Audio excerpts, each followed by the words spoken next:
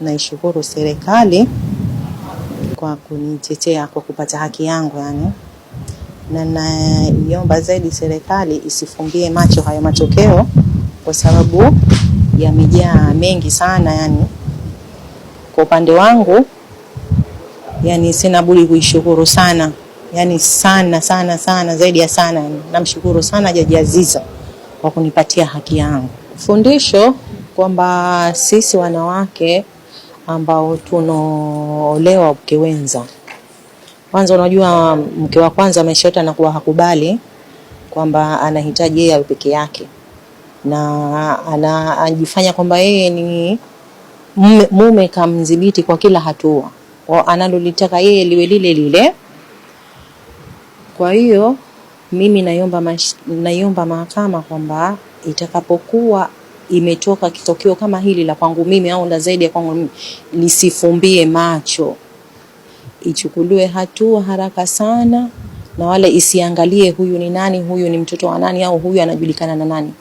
Kama mimi sina mtu ambaye ninayemjua, lakini alhamdulillah namshukuru Mwenyezi Mungu kupata haki yangu na namshukuru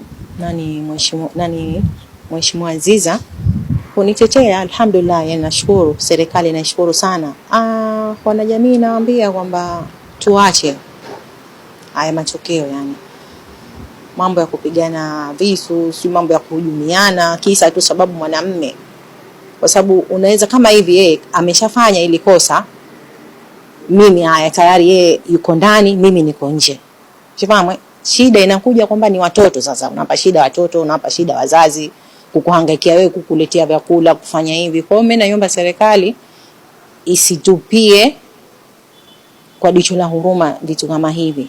Iwasaidie wanawake, na zaidi sisi wanawake kuna wanyonge zaidi ya kwangu hawapati haki zao, lakini kwa sasa hivi sheria ilivyokuwa imesimama na uhakika kila atakayekuwa anafanya hivi atapata haki yake. Mimi naiamini mahakama. Kwa sina ulazima huo, kama wao wameshaamua kwamba mimi hakuna haja ya kupata fidia. Nashukuru kwa hilo walilofanyia, alhamdulillah yani. Sikutarajia yani katika maisha yangu kama itakuwa hivi, lakini alhamdulillah nashukuru.